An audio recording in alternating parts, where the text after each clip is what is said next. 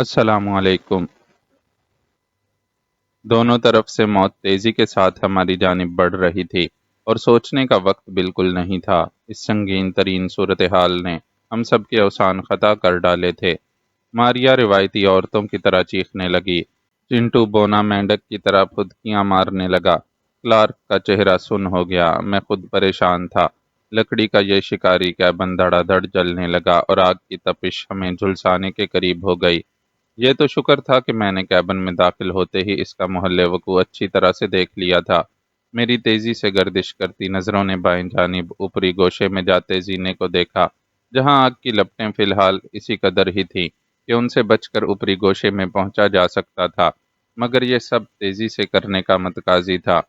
اس طرف آؤ سب، جلدی، میں نے چلا کر ان تینوں سے کہا اور زینے کی جانب چھلانگ لگا کر لپکا۔ آگ کی اژدہے کی طرح لپلپاتی آتشی زبانیں میری جانب بڑھیں۔ میں جھکائی دیتا ان سے بچتا ہوا اوپر جا پہنچا۔ میرے بعد ماریا اور چنٹو بونا تھا۔ اس کے عقب میں کلارک نے نہایت بے دردی سے چنٹو کو پیچھے دھکیل دیا اور خود زینے پر پہلے آ گیا۔ چنٹو بیچارہ اس دھکے کو سہ نہ پایا اور گیند کی طرح لڑکتا ہوا دوبارہ فرش پر جا پڑا اور کسی بچے کی طرح مدد کے لیے چلانے لگا۔ مجھے کلارک کی اس سنگ دلانہ حرکت پر طیش تو بہت آیا، مگر میں نے برداشت سے کام لیا۔ فرش پر دائیں بائیں سے آگ تیزی کے ساتھ پھیل رہی تھی اور کوئی لمحہ جاتا تھا کہ وہ ننھے منھے چنٹو کو نگل جاتی کہ میں نے اوپر سے ہی جست بھری اور فرش پر آ کر چنٹو کو اچک کر اپنے کندھے پر سوار کر لیا۔ اسی وقت آگ کی لپلپاتی زبانیں میری جانب لپکیں، مگر اس سے پہلے کہ وہ ہم دونوں کو بھسم کرتی، میں مزید ایک لمحہ ضائع کیے اسی طرح جست لگا کر پلٹا اور لمبی چھلانگ لگا کر 3-4 قدمچے طے کرتا اوپر جا پہنچا۔ چنٹو خزاں رسیدہ پتے کی طرح مجھ سے چمٹا تھر تھر کانپ رہا تھا۔ شیم آن یو، میں نے غصے سے دانت پیس کر کلارک سے کہا، لیکن یہ بات بڑھانے کا وقت نہ تھا۔ میرا تجربہ تھا کہ ایسے خود غرض لوگ کسی کے ساتھ سچے نہیں ہوا کرتے۔ کلارک یا اس کی بیٹی ماریا نے میرے اس ریمارکس کا برا منایا یا نہیں، مجھے کوئی پرواہ نہ تھی۔ میں دائیں جانب لپٹا، ماریا اور کلارک میرے پیچھے تھے۔ یہاں میں نے ایک ٹوٹا ہوا آدم گزار روشن دان دیکھ رکھا تھا، جسے مزید توڑا تاڑی کر کے کشادہ کیا جا سکتا تھا۔ میں نے چنٹو کو نیچے اتارا اور اپنے ہاتھوں کی قوت سے سال خوردہ روشن دان کو توڑ پھوڑ کر مزید کشادہ کر دیا۔ ماریا باہر چھلانگ مارنے کے لیے جلد بازی کرنے لگی۔ میں نے اسے گھرک دیا، جلدی مت کرو، باہر دشمن موجود ہو سکتے ہیں۔ وہ رک گئی۔ پہلے میں اتروں گا اور میدان صاف دیکھتے ہی تمہیں اشارہ کر دوں گا، کہتے ہوئے میں نے چنٹو کو اشارہ کیا، جسے سمجھتے ہی وہ اچھل کر میرے کندھے پر آ گیا۔ ایسے نازک وقت میں بھی میرا مسکرانے کو جی چاہا۔ مجھے بچپن میں پڑھی ہوئی ٹارزن کی کہانیاں یاد آ گئی، جس میں ٹارزن کا دوست منکو بندر ہوا کرتا تھا اور اسی طرح ٹارزن کے کندھے پر آن ٹپکتا تھا۔ میں نے نیچے تاریکی میں آگ کی روشنی میں ہی ممکنہ خطرے کا جائزہ لیا اور چنٹو سمیت کود گیا۔ دھپ سے نیچے پاؤں پڑتے ہی میں نے تیزی سے اطراف کا جائزہ لیا اور دونوں باپ بیٹی کو بھی چھلانگ مارنے کا اشارہ کر دیا۔ سب سے پہلے ماریا اتری، جس کے نازک بدن کو میں نے اپنے مضبوط بازوؤں میں بھر لیا۔ اس کے بعد کلارک نے چھلانگ لگا دی۔ میرا جی تو چاہا کہ ہٹ جاؤں، مگر اس کی طرح بے حسی دکھانا میرے مزاج کا حصہ نہ تھا۔ میں نے اسے پکڑ لیا۔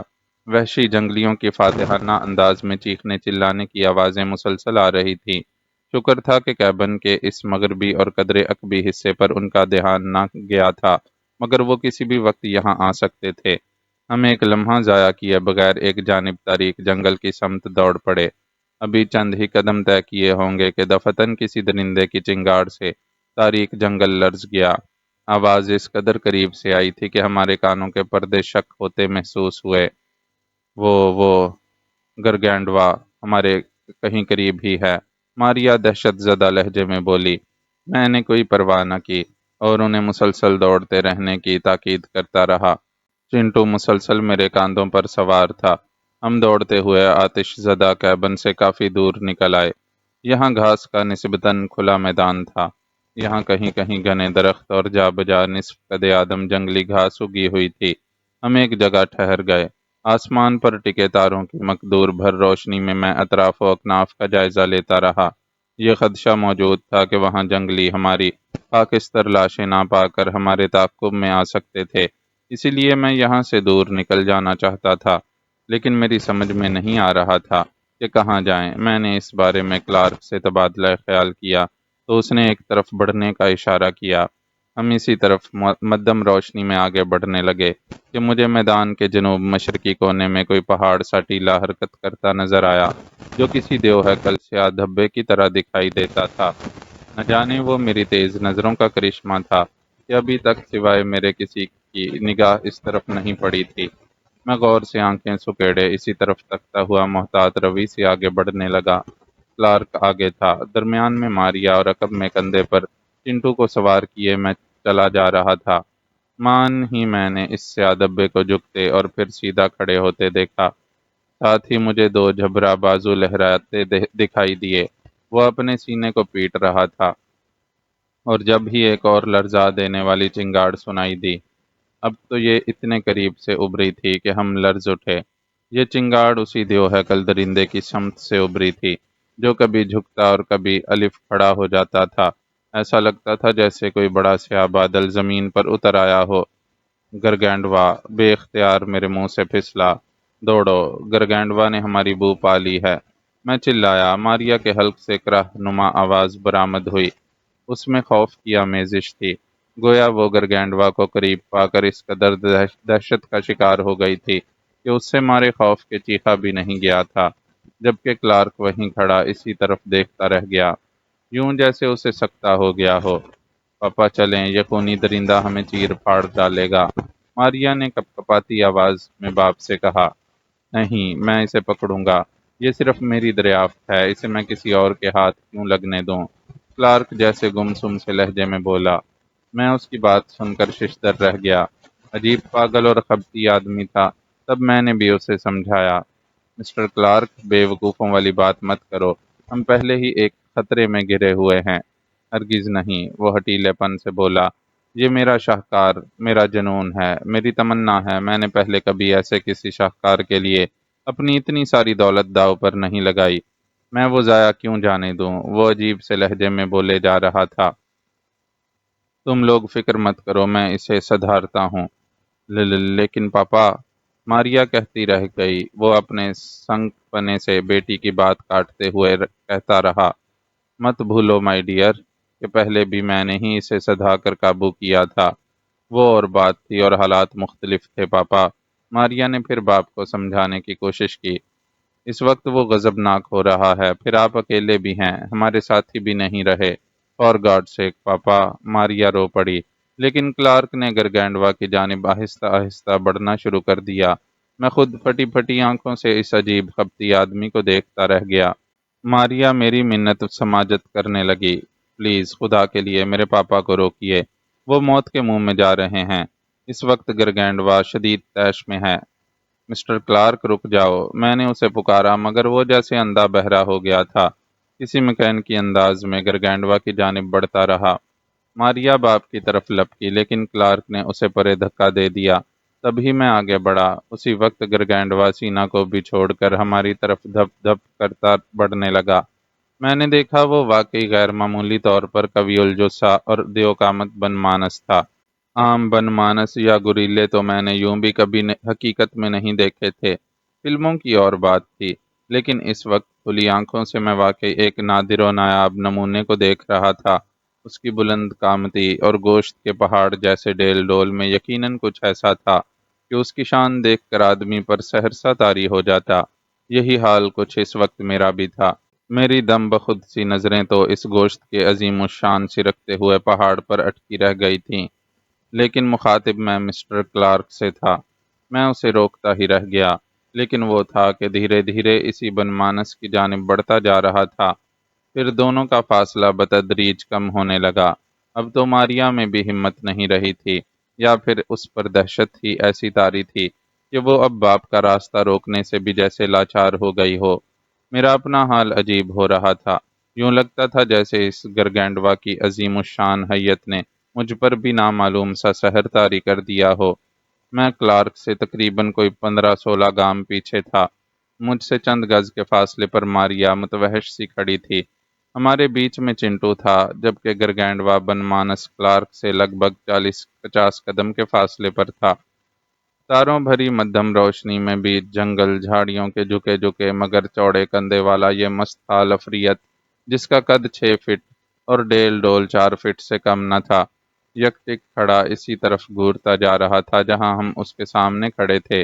میں بغور اسے تکتا رہا۔ اس قدر جسیم حیت کا بنمانس حقیقتاً میں آج ہی دیکھ رہا تھا۔ پورا جسم سیاہ بالوں سے ڈھکا ہوا تھا، مہین سے بال جو ہلکی سرد ہوا میں کسی پرہیبت اور چوڑے پاٹدار دریا کے پانی میں لہروں کی طرح سرسراتے محسوس ہوئے۔ صرف چوڑے نتنوں والا چہرہ، پیشانی پر ایسا گمان ہوتا تھا جیسے کسی سخت اور سیاہ چمڑے کی چمکتی جلد چسپاں کر دی گئی ہو۔ آنکھوں میں سرخی اتری ہوئی تھی، ہونٹ چوڑے اور ابرواں تھے، ہاتھوں پیروں کے ناخن خمدار بڑے ہوئے۔ کلارک نے اس کی طرف بڑھنا ترک نہیں کیا تھا۔ فضا جیسے تھم گئی تھی، وقت کو جیسے موت آ گئی تھی۔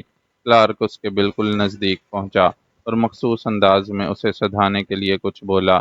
گرگینڈوا نے ایک زبردست چنگاڑ ماری اور اپنے دونوں بھاری بھرکم بازو پھیلا کر کلارک کو دبوچ لیا۔ کلارک کا جیسے سختہ یا خپتی پن کہہ لیں وہ ٹوٹا اور وہ مدد کے لیے چیخنے چلانے لگا۔ ایسے میں ماریا باپ کی مدد کے لیے دوڑی۔ میرے تو جیسے زمین نے پاؤں پکڑ لیے تھے۔ بے شک میں اپنی جگہ سہراب سہی، لیکن اپنے سے کئی گنا طاقت اور قوت رکھنے والے مدے مقابل سے بھڑ جانا بہرحال دانشمندی کے زمرے میں نہیں آتا تھا، جب تک کہ معاملہ اپنی بقا کا نہ ہو۔ ماریا گرگینڈوا کے قریب جا پہنچی اور پھر میری پھٹی پھٹی آنکھوں نے ایک عجیب منظر دیکھا۔ اس نے اپنے دونوں ہاتھ جوڑ دیے۔ میں اس کی بے خوفی پر ششدر رہ گیا۔ یا پھر یہ باپ سے ایک بیٹی کی محبت تھی کہ کیا دیکھتا ہوں کہ ماریا گرگینڈوا کے بالکل قریب پہنچ کر گھٹنوں کے بل اس کے سامنے بیٹھ گئی۔ اس کے سنہری بال تاروں بھری روشنی میں صبح خرام ہواؤں کے دوش پر لہرا رہے تھے۔ اس کی گہری نیلی چمکدار آنکھیں اس عظیم افریت پر جمی ہوئی تھیں۔ اس میں رحم کی بھیک تھی۔ وہ سسک سسک کر روتے ہوئے گرگینڈوا سے کچھ کہہ رہی تھی۔ دونوں باپ بیٹی ایک مشہور برٹش سرکس کمپنی کے مالک اور کرتا دھرتا تھے۔ باندھ باندھ کے جانوروں سے ان کا سابقہ اور یارہ رہا ہوگا۔ وہ ان کی خو سے بخوبی واقف ہو سکتے تھے۔ ماریا اپنے انداز میں اس سے فریاد کر رہی تھی۔ میں یہ منظر بغور دیکھ رہا تھا۔ میری مداخلت کا بھی کوئی محل نہ تھا۔ چنٹو ڈرا سہما میری ٹانگ سے چمٹا رہا۔ گرگینڈوا کلارک کو اپنے دونوں جبرے بازوؤں میں دبوچے بالوں برے سینے میں دبائے جا رہا تھا۔ وہ اسے بھینچ کر ہلاک کر دینا چاہتا تھا۔ کلارک کے حلق سے اب پھنسی پھنسی کراہیں خارج ہونے لگیں۔ ماریا مسلسل گرگینڈوا کے ہاتھ جوڑے اور اب قدرے بلند آواز سے اسے پکارنے کے انداز میں دادے فریاد کیے جا رہی تھی۔ اور پھر میں نے دیکھا، ماریا اسی طرح اپنے دونوں ہاتھ جوڑے روتی سسکتی ہوئی کھڑی ہوئی اور گرگینڈوا کے قریب چلی گئی۔ گرگینڈوا یک ٹک ماریا کو گھورنے لگا۔ مجھے یقین تھا کہ اب باپ کے ساتھ اس کی بیٹی کی دردناک موت بھی دور نہ رہی تھی، لیکن اگلے ہی لمحے میں نے ایک ناقابل یقین منظر دیکھا۔ ماریا کوئی پرواہ کیے بغیر یکدم گرگینڈوا کی ٹانگ سے جا لگی۔ نہ صرف یہ بلکہ وہ چپک گئی اور اپنے ہاتھوں سے دھیرے دھیرے اس کی بالوں سے ڈھکی ٹانگ کو سہلانے لگی۔ پھر میری پھیلی ہوئی آنکھوں نے گویا مرحلہ وار ایک اور منظر دیکھا۔ ماریا نے اپنا سنہری اور لہراتے بالوں والا سر بھی گرگینڈوا کی ٹانگ سے ٹکا دیا۔ اب بس موت جیسے ان دونوں کے قریب تھی کہ گرگینڈوا کے حلق سے عجیب غراتی ہوئی آواز برآمد ہوئی۔ اس نے کلارک کو چھوڑ دیا۔ وہ جھاڑیوں میں گرا اور گرا ہی رہ گیا، جبکہ پہاڑ سا گرگینڈوا دھیرے دھیرے ماریا پر جھکا۔ اب ایک حیوان اور انسان کے چہرے آمنے سامنے تھے، بالکل قریب، اس قدر قریب کہ انسانی اور حیوانی سانسوں کی بازگشت ہی نہیں، ان کی ہمک اور نکہت بھی دونوں بآسانی محسوس کر سکتے تھے۔ تب ہی گرگینڈوا نے اپنے لمبے ناخنوں والا پنجہ ماریا کے ریشم جیسے گنے سنہری بالوں پر آہستگی سے پھیرا، پھر ہلکے ہلکے سے انداز میں اس کے نرم و نازک اور گداز چہرے سے مس کیا۔ اس کے بعد وہ سیدھا کھڑا ہو گیا۔ ماریا نے اس کی ٹانگ چھوڑ دی۔ گرگینڈوا پلٹا اور پھر میں نے مدھم روشنی میں ایک پہاڑ جیسے ٹیلے کو شاندار اور باوقار چال کے ساتھ لوٹتے دیکھا۔ وہ دھیرے دھیرے تاریکی کا حصہ بن رہا تھا۔ میں اس امر کا قائل ہونے لگا کہ محبت کی ایک ہی زبان ہوتی ہے جسے جانور بھی خوب سمجھتا ہے۔ ماریا لپک کر باپ کی جانب بڑھی۔ چنٹو اور میں نے بھی اس کی طرف قدم بڑھائے۔ My child, you are great, تم نے آج میری تربیت کا حق ادا کر دیا۔ اب صرف تم ہی میری اس عظیم دولت کو حاصل کر سکتی ہو۔ گینڈوا تم سے مانوس ہو چکا ہے۔ کلارک خوشی سے بولا۔ مجھے اس پر ایک حیرت امیز سا غصہ آنے لگا۔ بدبخت کو ابھی تک اپنے لالچ کی پڑی ہوئی تھی۔ پاپا آپ ٹھیک تو ہے نا؟ ماریا باپ کو سنبھالتے ہوئے بولی۔ میں بالکل ٹھیک ہوں، میری فکر مت کرو، کہتے ہوئے وہ اٹھ کھڑا ہوا اور میری جانب دیکھتے ہوئے مسرت بھرے لہجے میں بولا، تم نے دیکھا مسٹر دیوان، میری بیٹی نے بالآخر اس درندے کو کس طرح سدھا لیا، میری ضائع ہوتی محنت کو بچا لیا۔ اس سے پہلے کہ میں کچھ کہتا، اچانک ایک ہولناک صورتحال نے ہمیں آن کی آن میں آ گھیرا۔ ہم سبھی کو سکتہ ہو گیا۔ ہمارے ارد گرد لاتعداد بن مانس تاریکی سے ابھر آئے اور اپنے دونوں بازوؤں کو جھلائے ٹانگوں پر اچھلنے کودنے اور چیخنے چلانے لگے۔ ان کی گراہٹوں میں طیش اور برہمی تھی۔ وہ ہمیں چیر پھاڑ ڈالنے کو تیار تھے۔ مجھے یہ وہی خونی بن مانسوں کا گروہ لگا جنہوں نے وحشی قبیلے میں خون ریزی پھیلائی تھی۔ انہوں نے ہمیں گھیر لیا تھا اور اب وہ گھیرا تنگ کرنے لگے۔ ہم چاروں ایک دوسرے کے قریب ہو گئے۔ بچاؤ کی کوئی صورت نہ تھی کہ اچانک ماریا نے ایک چیخ ماری۔ غیر ارادی طور پر میری نظریں اس طرف اٹھ گئیں جدھر میں نے گرگینڈوا کو دھیرے دھیرے تاریکی کا حصہ بنتے ہوئے دیکھا تھا۔ جواب میں وہیں سے ایک چنگاڑ ابھری۔ ہماری طرف بڑھتے ہوئے خونی بن مانسوں کا تنگ ہوتا گھیرا تھم گیا۔ تبھی میں نے مذکورہ سمت سے دوبارہ بھاری بھرکم حیولے کو ابھرتے دیکھا۔ گرگینڈوا ماریا کی چیخ سن کر پلٹ آیا تھا اور دپ دپ کرتا قریب آ گیا۔ بنمانسوں کے ٹولے نے اپنے باپ کو دیکھ کر چیخنا اور غرانا بند کر دیا۔ نہ صرف یہ بلکہ وہ ہمیں بھول کر اسی کی جانب تکنے لگے۔ گرگینڈوا نے اپنے دونوں جھبرے بازو فضا میں پھیلائے اور مخصوص انداز کی چنگاڑ ماری۔ پل کے پل بنمانسوں کا خونی ٹولہ تتر بتر ہو کر فوراً ہی نظروں سے اوجھل ہو گیا۔ ماریا دوڑ کر گرگینڈوا کے قریب چلی گئی اور اس کی بالوں بھری ٹانگ سے لپٹ کر اپنا چہرہ رگڑنے لگی۔ گرگینڈوا ہولے سے غرایا اور پھر پلٹ گیا۔ ماریا ہماری جانب چلی آئی۔ مائی چائلڈ، تم اس کے ساتھ چلی جاؤ، ہم تمہارے تعاقب میں آ رہے ہیں۔ کلارک کو پھر اپنے لالچ کی پڑنے لگی۔ نہیں مسٹر کلارک، ہمیں اب لوٹ جانا چاہیے، میں نے مشورہ دیا۔ کیا کہا تم نے مسٹر دیوان؟ کلارک میری جانب گھوما، اس کے لہجے میں تلخی عود کر آئی تھی۔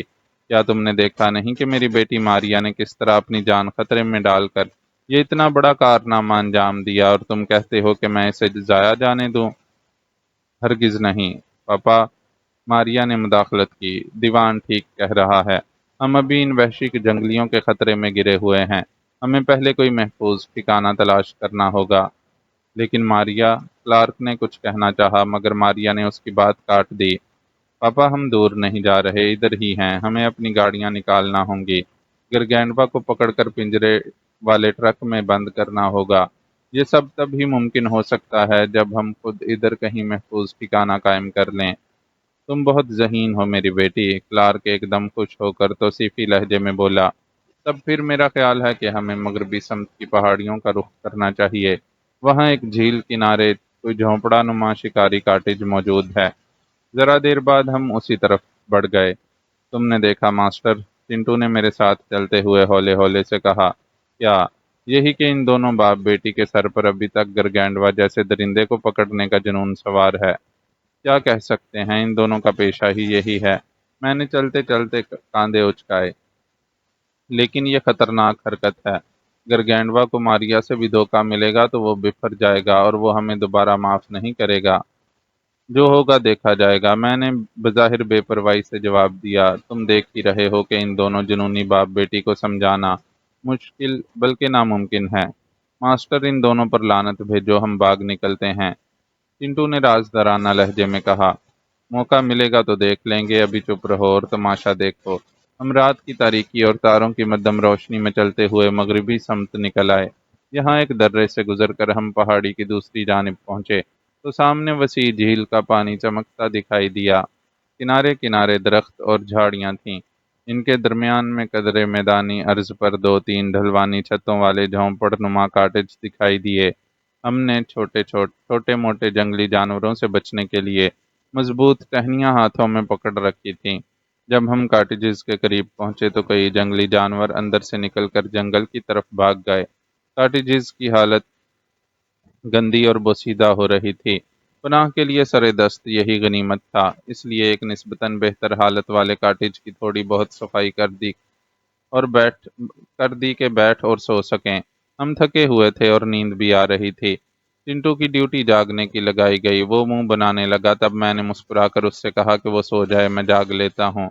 ہرگز نہیں ماسٹر، تمہارے لیے تو میری جان بھی حاضر ہے۔ تم سو جاؤ، میں جاگ کر پہرا دوں گا۔ وہ اپنا مختصر سینہ تان کر بولا۔ مجھے ہنسی آ گئی۔ میں نے کونے سنبھال لیے۔ چند ایک بنک بیڈ بنے ہوئے تھے۔ ماریا ان میں سے ایک پر لیٹ گئی۔ کلارک فرش پر بوسیدہ سی چادر پھیلائے سو گیا۔ میں نے بھی ماریا کے قریب ایک بنک بیڈ سنبھال لیا۔ چنٹو کھڑکی کے پاس بیٹھ گیا۔ اس کی ڈیوٹی یہ تھی کہ تھوڑی تھوڑی دیر بعد باہر جا کر بھی مٹر گشت کرتا رہے۔ 3 گھنٹے سب کے جاگنے کی ڈیوٹیاں تھیں، لیکن بعد میں چنٹو بھی سو گیا۔ اس بیچارے کا کوئی قصور نہ تھا۔ ہم سب ہی اس بری طرح تھکے اور نیند کے مارے ہوئے تھے کہ سب ہی ہر خطرے سے بے نیاز ہو کر سو گئے۔ شکر رہا کہ اس دوران کوئی ناخوشگوار واقعہ رونما نہ ہوا۔ 5 6 گھنٹوں کی نیند کے بعد سب سے پہلے میری آنکھ کھلی۔ دھوپ کھڑکی کے راستے اندر آ رہی تھی۔ گرمی کا عالم ہو رہا تھا۔ چنٹو کو میں نے گول مول گیند کی طرح ایک کونے میں بے سدھ لیٹے پایا۔ کلارک کے ابھی تک خراٹے گونج رہے تھے۔ سب خیریت پا کر میں نے سکون کی سانس لی اور اللہ کا شکر ادا کیا کہ رات اور صبح صادق کا پہر خیریت سے کٹ گیا۔ میں چونکا۔ ماریا اپنے بنک بیڈ پر نہیں تھی۔ میں ذرا فکر مند ہوا کہ ماریا کہاں گئی۔ میں اٹھا اور دروازہ کھول کر باہر نکل آیا۔ ہر طرف خوشگوار دھوپ پھیلی ہوئی تھی۔ اوپر نیلا صاف آسمان پھیلا ہوا تھا۔ ارد گرد کا جنگل چرند پرند کی آوازوں سے گونج رہا تھا۔ دور پار پہاڑیوں کی ڈھلوانوں پر پھیلا ہوا سبزہ سہانا منظر پیش کر رہا تھا۔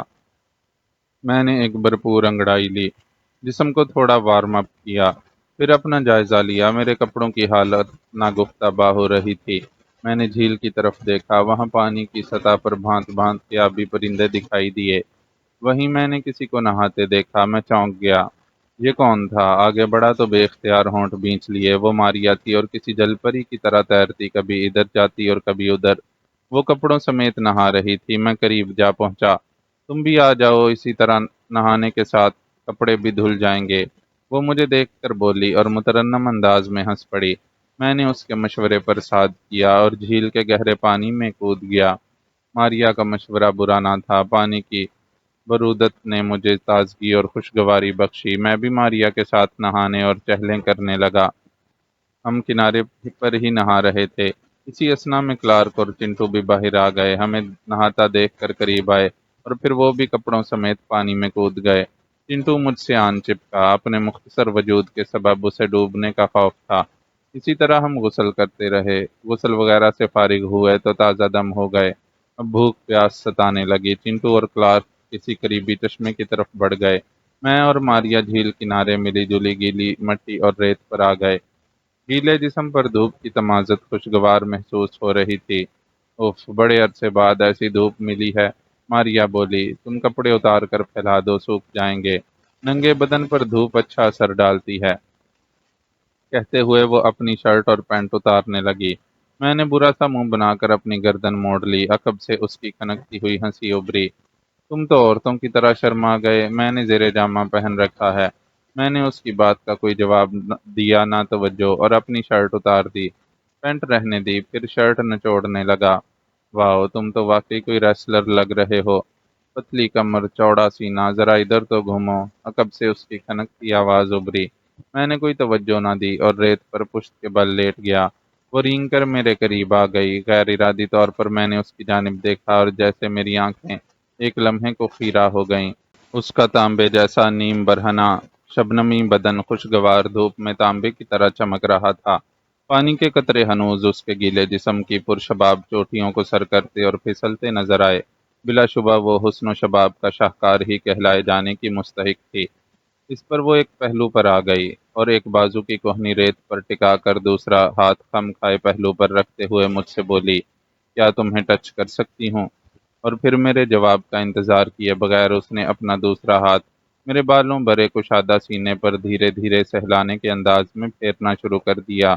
اس کی مخروطی انگلیوں کی پرلطیف نزاکت کو اپنے سینے پر محسوس کرتے ہی مجھے جھرجھری سی آ گئی۔ میں نے اس کا ہاتھ آہستگی سے جھٹک دیا۔ تبھی اس نے روایتی لڑکیوں والا سوال مجھ سے کر ڈالا، تمہاری کوئی گرل فرینڈ ہے؟ نہیں، میں نے جھوٹ بولا۔ اوہ، مجھے یقین نہیں آتا، تم تو ہزاروں لڑکیوں کا خواب ہو گئے۔ وہ حیرت سے بولی۔ میں اٹھ کھڑا ہوا۔ وہ شرارت بھری مسکراہٹ تلے بولی، کیوں؟ میں بری لگ رہی ہوں؟ نہیں، بھوک لگ رہی ہے، مجھے کوئی شکار دیکھنا چاہیے۔ تو پھر شکار حاضر ہے، اپنی بھوک مٹا لو۔ وہ مخمور سی نگاہوں سے مجھے بدستور تکتے ہوئے عجیب سے لہجے میں بولی، کیا مطلب؟ میں نے اسے گھورا۔ وہ سیدھی ہو گئی، پھر ایک ہاتھ سے جھیل کی طرف اشارہ کر کے بولی، وہاں ان گنت مچھلیاں ہیں، پکڑ لو انہیں جا کر۔ اس کا مشورہ برا نہیں تھا۔ میں نے پینٹ اتار دی، زیر جامہ ٹائٹ کیا اور پھر پینٹ ریت کے قریب جھاڑیوں پر شرٹ کے ساتھ پھیلا دی۔ اس کے بعد خود دوبارہ جھیل کا رخ کیا۔ ہاتھوں سے مچھلی پکڑنا آسان نہ تھا، لیکن پہم کوشش سے یہ مار کا اثر ہوا کہ تین چار بڑی موٹی مچھلیاں پکڑ پکڑ کر میں نے ریت پر لیٹی ماریا کی طرف اچھال دیں۔ ہم مچھلیاں لیے کاٹیج میں آ گئے۔ ماریا اور میں نے کپڑے پہن لیے۔ وہ کچن میں جا کر مچھلیوں کو بھوننے میں مصروف ہو گئی۔ اتنے میں چنٹو اور کلارک بھی آ گئے۔ ان کے ہاتھوں میں پانی سے بھرے بڑے بڑے لکڑی کے ڈول تھے۔ انہیں شاید قریب میں کوئی صاف چشمہ مل گیا تھا۔ ہم نے پانی پیا۔ میرا تو جنگلی پرندے کھانے کا موڈ ہو رہا ہے۔ کاش ہمارے پاس کوئی بندوق کی ہوتی، کلارک نے کہا اور اپنا پائپ سلگانے میں مصروف ہو گیا۔ ماریا نے چنٹو کو مدد کے لیے کچن میں بلا لیا۔ میں کھڑکی کے قریب جا بیٹھا اور باہر کا نظارہ کرنے لگا۔ اچانک میری نظر چھوٹے سائز کے ایک امپالا پر پڑی، جو بڑے محتاط انداز میں دھیرے دھیرے جھیل کی طرف بڑھ رہا تھا۔ وہ شاید اپنی پیاس بجھانے وہاں آیا تھا۔ اس کے سینگ بھی عام امپالا سے چھوٹے ہی تھے، ورنہ مجھے شینا کا انجام نہیں بھولا تھا، جس نے ایک بارہ سنگے کو ہاتھوں سے شکار کرنے کی غرض سے بھوک کے جوش میں حملہ کر دیا تھا، مگر بدقسمتی سے بارہ سنگے نے اسے بری طرح زخمی کر ڈالا تھا۔ یہ امپالا شاید اپنے شباب میں تھا۔ میں نے اسے ہاتھوں سے شکار کرنے کا ارادہ کیا اور باہر آ گیا۔ امپالا اپنی اگلی دو ٹانگیں دائیں بائیں پھیلائے پانی پینے میں مگن تھا۔ میں کسی شکاری جیگوار کی طرح آہستہ آہستہ اس کی جانب بڑھنے لگا۔ امپالا نے پانی پینے کے دوران دو تین بار گردن اٹھا کر اپنے کان کھڑے کیے۔ میں بھی وہیں زمین پر سینے کے بل جامد ہو گیا۔ جب اس نے دوبارہ پانی پینے کے لیے گردن جھکائی تو میں نے پھر آہستہ آہستہ اس کی جانب رینگنا شروع کر دیا۔ یہی وہ وقت تھا جب میں اس کے بالکل قریب پہنچ کر گھٹنوں کے بل آیا کہ اسے خطرے کا احساس ہوا، اور جیسے ہی وہ پلٹ کر بھاگنے لگا، میں اس پر جست لگانے کے لیے پر تول چکا تھا۔ بیک وقت ہم دونوں حرکت میں آئے اور میں نے اس کی کمر پر دونوں ہاتھ جمائے اور اس سے چمٹا ہوا زمین پر آ رہا۔ امپالا نہایت پھرتیلا تھا۔ میں جانتا تھا کہ اسے قابو کرنے کی تاخیر میں نہ صرف وہ میرے شکنجے سے نکل جاتا، بلکہ کوئی بعید نہ تھا کہ اپنے سینگوں سے مجھے زخمی بھی کر سکتا تھا۔ لہٰذا میں نے شکنجہ تنگ کرتے ہوئے ایک بازو اس کی گردن کے گرد اور دوسرا اس کا تھوتنا پکڑ کر زوردار جھٹکا دیا تو وہ ہلکی آواز میں ڈکراتا ہوا پشت کے بل گرا۔ تبھی میں نے اس کی گردن پوری مروڑ ڈالی۔ اس کی موٹی موٹی ابرواں آنکھیں مزید کھل گئیں، اور جبھی میں نے اپنے دوسرے ہاتھ کا گھونسا اس کی مڑی ہوئی گردن پر بڑے زور سے رسید کیا، امپالا کے حلق سے آخری ڈکراہٹ ابری اور وہ بے حس و حرکت ہو گیا۔ اسی وقت مجھے عقب سے تالیاں پیٹنے کی آواز آئی۔ خوب، بہت خوب مسٹر دیوان، مان گئے تم کو۔ یہ کلارک تھا جو نہ جانے کب سے میری حرکت تاڑے ہوئے تھا اور کاٹیج سے باہر نکل کر میرے عقب میں آن کھڑا ہوا تھا۔ میں نے دیکھا کاٹیج کی کھڑکی سے جھانکتی ہوئی ماریا بھی مجھے انگوٹھے کا اشارہ کر کے تالیاں بجا رہی تھی۔ اس کی بغل سے چنٹو بھی جھانک رہا تھا۔ میں نے امپالا کے مردہ وجود کو کاندھے پر ڈالا اور کاٹیج کے دروازے کے باہر ڈال دیا۔ اس کی کھال اتارنے کا فریضہ میں انجام دوں گا، کلارک بولا۔ میں بھی کسی زمانے میں شکاری رہ چکا ہوں۔ اس دوران ماریا باہر آ گئی، حیرت امیز توصیف سے بولی، پاپا، میں کہتی تھی نا یہ ہم سے اپنا آپ چھپا رہا ہے۔ یہ کوئی جانا مانا رنگ پلیئر ہے، ورنہ ایک شیر کو بھی اس طرح کے شکار میں کافی دیر لگ جاتی ہے۔ اس نے تو منٹوں میں اسے پچاڑ کر رکھ دیا۔ میں سر جھٹک کر اندر آ گیا۔ سب اپنے کاموں میں مصروف ہو گئے۔ جب تک کلارک نے امپالا کی کھال اتاری، ماریا مچھلیاں بھون چکی تھی۔ شکر تھا کہ کچن میں اسے کچھ مرچ مسالے اور دیگر اشیاء مل گئی تھیں، اسی سے اس نے کام چلایا تھا۔ ہم مچھلی کھانے لگے اور کلارک کو بھی دی۔ ماریا باپ کو کھال اتارنے کے لیے ایک چھرا دے چکی تھی، دوسرا اس نے مجھے پکڑا دیا۔ میں بھی کلارک کی مدد کرنے لگا۔ امپالا کی علائشیں نکال کر اسے چنٹو کے حوالے کر دیا کہ وہ اسے جھیل کنارے ڈال آئے۔ پھر کاٹیج کے باہر ہی لکڑی کی کینچی گاڑ کر میں اور کلارک امپالا کو سالم بھوننے لگے۔ 2-3 مچھلیوں سے ہم 4 افراد کا پیٹ نہیں بھرا تھا۔ ہم تو نہ جانے کب سے بھوکے تھے۔ امپالا کے پکتے ہوئے سرخ گوشت نے ہماری اشتہا بڑھا دی۔ ہم بہت ندیدی نظروں سے امپالا کے سالم پٹھور کو بے چینی سے تکے جا رہے تھے کہ کب یہ تیار ہو کر کھانے کے قابل ہوتا ہے۔ ماریا نے کچن میں پڑے بچے کھچے مرچ مسالے اور تیل اس پر لگا دیا تھا۔ یہ ایک شکاری کیبن تھا۔ یہاں اکثر شکاری پارٹیاں آتی جاتی رہتی تھیں۔ جیسا کہ مذکور ہو چکا، آسام بھارتی ریاست اور اس کے شمال مشرق میں واقع تھا، جو اپنی سرسبز پہاڑیوں، گھنے جنگلوں، پارکوں اور شکارگاہوں کے لیے مشہور تھا۔ گھنٹے 1.5 گھنٹے بعد شکار تیار ہو گیا۔ ہم وہیں بیٹھ کر اس کا گوشت نوچ نوچ کر کھانے لگے۔ اسی دوران کئی گوشت خور پرندے بھی ہمارے شکار پر منڈلانے لگے۔ میں نے ایک بڑا گوشت کا پارچہ چھرے سے کاٹ کر پرے اچھال دیا۔ سب پرندے اس پر بھرا مار کر جھپٹے۔ ہم نے خوب ڈٹ کر شکم سیری کی۔ طبیعت تر و تازہ اور بشاش سی محسوس ہونے لگی۔ شکار کا گوشت اب بھی کافی سارا بچ گیا تھا۔ دوپہر ہو چلی تھی۔ سورج آسمان پر عین درمیان میں چمکنے لگا۔ ہم نے گوشت اندر سنبھال کر رکھ لیا۔ یہ فریضہ باپ بیٹی نے انجام دیا کہ اسے کیسے حفاظت سے رکھنا ہے کہ یہ خراب بھی نہ ہو اور دوبارہ اسے کھایا جا سکے۔ اس کے بعد ہم ایک میز کے گرد کرسیاں ڈال کر بیٹھ گئے۔ اچھی طرح پیٹ بھرنے کے بعد دماغ بھی کچھ سوچنے سمجھنے کے قابل ہوا تھا۔ کلارک اور اس کی بیٹی کا مشترکہ خیال تھا کہ وہ آج رات ان وحشیوں کی بستی جا کر اپنی گاڑیاں قبضے میں کریں اور یہاں اسی کاٹیج میں اس وقت تک قیام کریں جب تک گرگینڈوا ان کے قبضے میں نہیں آ جاتا، اور اس کے بعد اسے پنجرے والے بڑے سے ٹرک میں ڈال کر چندر گھاٹی کی طرف سفر کیا جائے۔ کمبخت یہ گرگینڈوا ان دونوں باپ بیٹی کے سر پر سوار ہو چکا تھا۔ میں نے جل کر سوچا، یہ بڑی خطرناک مہم تھی۔ میں جانتا تھا کہ یہ لوگ مجھے بھی اس مہم میں اپنے ساتھ گھسیٹیں گے، اور وہی ہوا۔ کیوں مسٹر دیوان، تم بھی یقیناً ہمارا ساتھ دو گے، اس لیے کہ ہم اب ایک ہی کشتی کے سوار ہو چکے ہیں۔ کلارک نے چالاکی سے مسکرا کر مجھ سے کہا۔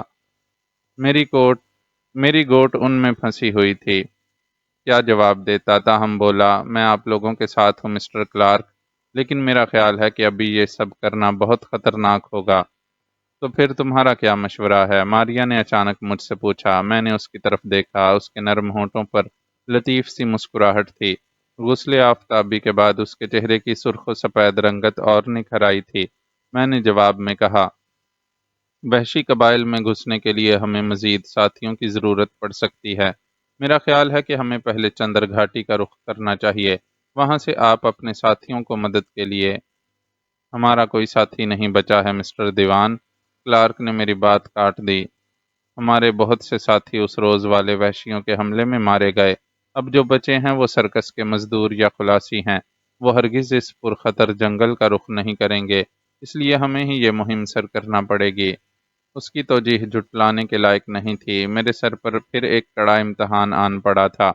منزل کا آخری سنگ میل قریب تھا اور ایک بار پھر کوئی راہ پانے کے لیے کڑی شرط میرے سامنے رکھ دی گئی تھی۔ میں ان کا ساتھ دینے پر مجبور تھا۔ شینا کے ذریعے میں پہلے ہی کٹھن منزلیں مارتا ہوا یہاں تک پہنچا تھا کہ اب پھر گویا لبے بام اٹک گیا تھا۔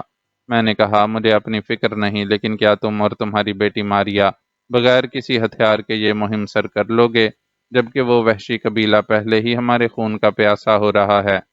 ہم کوئی جنگ کرنے نہیں جا رہے، ماریا نے کہا۔ چوری چھپے اپنی گاڑیاں ان وحشیوں کے قبضے سے نکال کر رفو چکر ہو جائیں گے۔ تم بچوں والی بات کر رہی ہو، میں نے اسے ٹوک دیا۔ مڈ بھیڑ کی صورت میں کیا کرو گے؟ وہ دیکھا جائے گا، کلارک بولا۔ ہم 3 افراد ہیں، رات کی تاریکی میں یہ کام آسان ہوگا۔ ہم دونوں باپ بیٹی کو ڈرائیونگ آتی ہے اور یقیناً تم بھی گاڑی چلانا تو جانتے ہی ہوگے۔ میں اور ماریا جیپیں سنبھال لیں گے اور تم پنجرے والا ٹرک۔ لیکن افسوس، اگر ہمارے ساتھ ایک اور ساتھی ہوتا تو ٹریلر ٹرک بھی پار لگا لیتے۔ وہ میں نے چندر گھاٹی سے کرائے پر لیا تھا اور اس کا ڈرائیور اس روز کے حملے میں مارا جا چکا ہے۔ پاپا، بڑے ٹرک کو گولی مارو، گرگینڈوا کے لیے پنجرے والا ٹرک ہی کافی ہوگا۔ ماریا باپ سے بولی۔ بالآخر مشترکہ طور پر یہی لائحہ عمل طے پایا کہ آج رات ہی یہ مہم سر کی جائے اور تینوں گاڑیوں سمیت یہاں اپنے جھیل والے ٹھکانے تک پہنچ جائیں۔ اس کے بعد گرگینڈوا کو قابو کرنے کی مہم کے بارے میں سوچا جاتا۔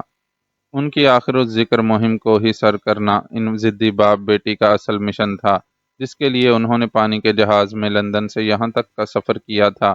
میں نہیں جانتا تھا کہ چندر گھاٹی کتنی بڑی بندرگاہ تھی، جہاں ان کا بحری جہاز پہلے سے لنگر انداز تھا۔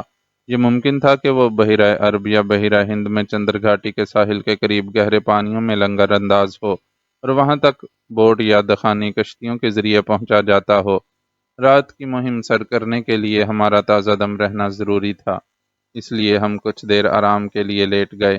شام کو بیدار ہوئے۔ اب تک کے حالات موافق تھے۔ وحشیوں کو ہم جل دینے میں کامیاب ہو چکے تھے۔ بلا شبہ ان کا دوسرا حملہ بہت خطرناک تھا، جس سے ہم مرنے سے بال بال بچے تھے اور یہاں آ چھپے تھے۔ ماریا نے خوشخبری سنائی کہ کافی کا سامان تھوڑی تگودو کے بعد ملا تھا۔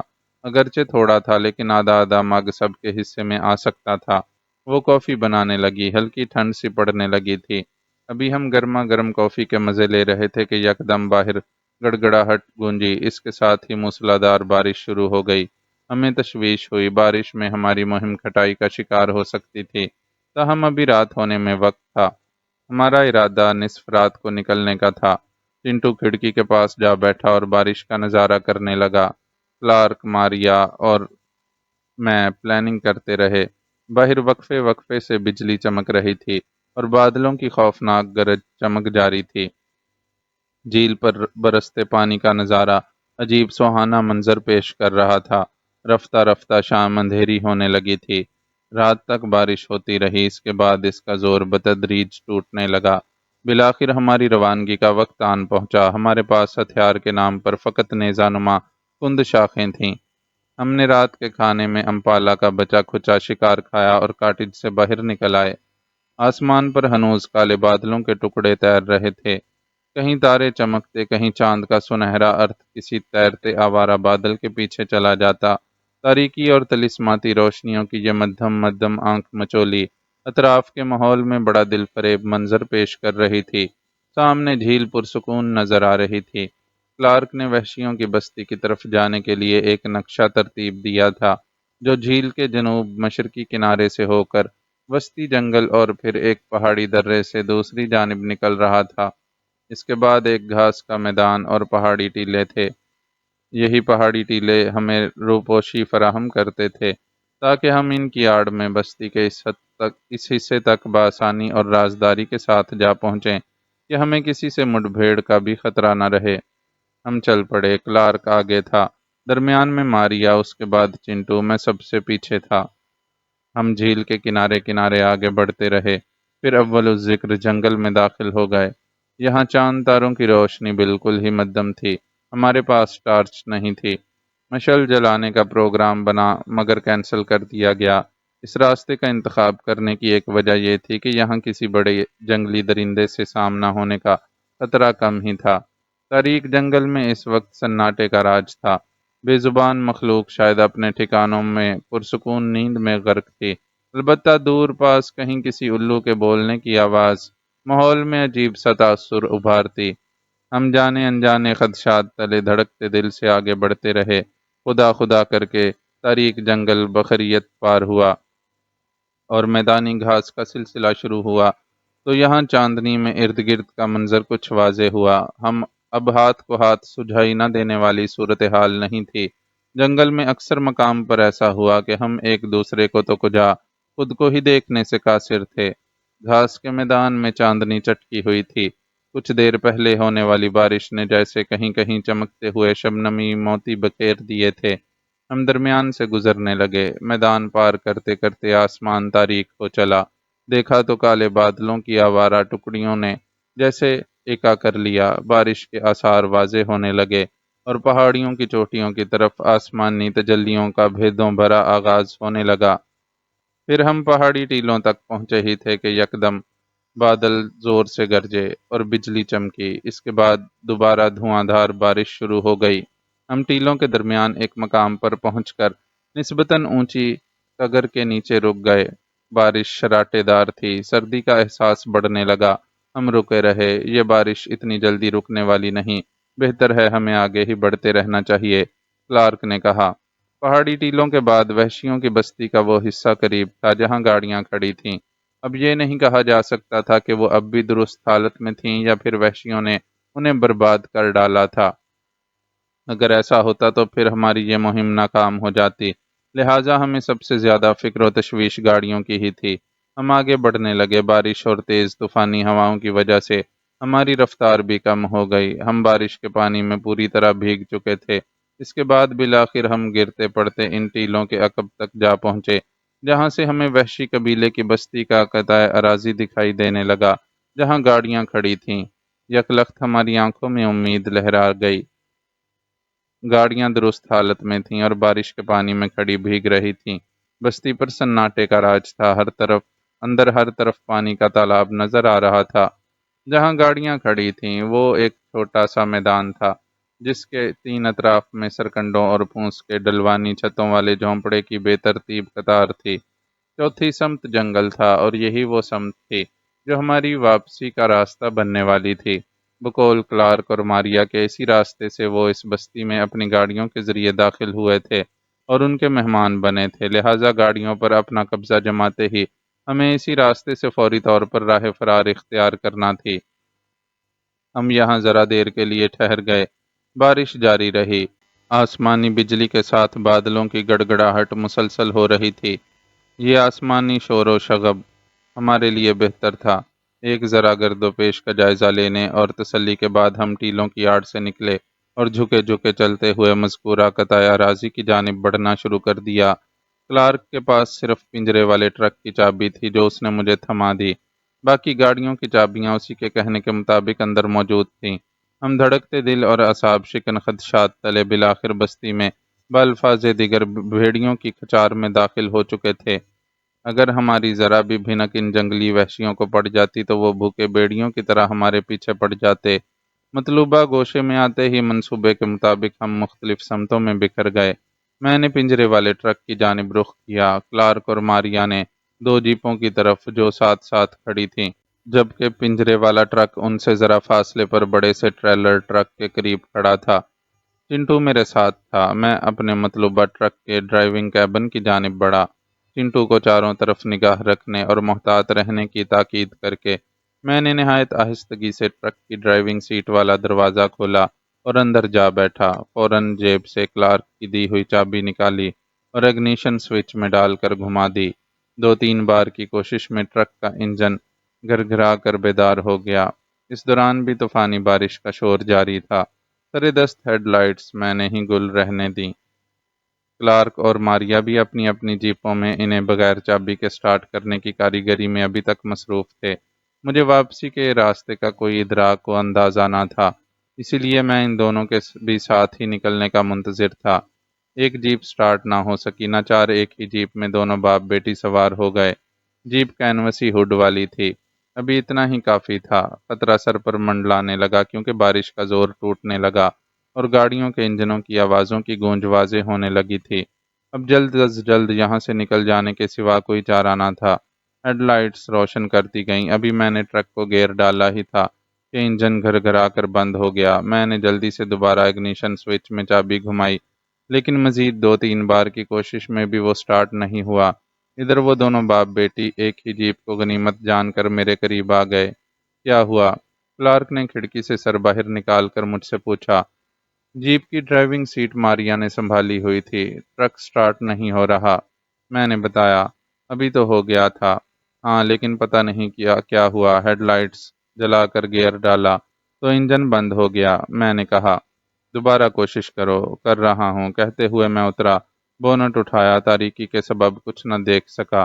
फिर भी अंदाजे से मैंने बैटरी चेक की, फिर इग्निशन स्विच की तारों के साथ छेड़छाड़ की। एक तार शार्ट होकर निकल गया था, वो मैंने लगा दिया। इसके बाद मैंने बोनट फेंका ही था कि अचानक एक अजीब सी चीख फजा में उभरी। हम सब बुरी तरह चौंक पड़े। ये चीख ऐसी ही थी कि जैसे किसी ने अपने दोनों हाथों का भोंपू बनाकर खबरदार करने के लिए चीख मारी हो। इस चीख के साथ ही बगल जैसी आवाज़ गूंजी। ये बहुत करीब से आई थी। اس قدر کہ میری نظریں غیر ارادی طور پر اسی طرف اٹھ گئیں۔ وہاں ایک مشال روشن تھی اور جھونپڑے کے باہر ہی میں نے ایک ننگ دڑنگ جنگلی کو دیکھا۔ اس کے ہاتھ میں خمدار کوئی شے تھی۔ یہ شاید نرسنگا تھا۔ وہ بدستور بنکار رہا تھا۔ اس کے ساتھ ہی اس نے نیزہ ہماری جانب اچھال دیا جو سیدھا کلارک کی جیپ کے بونٹ پر گرا۔ نیزہ اس قدر وزنی اور نوکدار تیکھا تھا کہ لوہے کی چادر کو پھاڑ کر اندر پہ وسط ہو گیا۔ بھاگو! کلارک چلایا۔ ماریا نے مجھے پکارا۔ دیوان، ہماری جیپ میں آ جاؤ۔ کہتے ہی اس نے جیپ ایک جھٹکے سے آگے بڑھا دی۔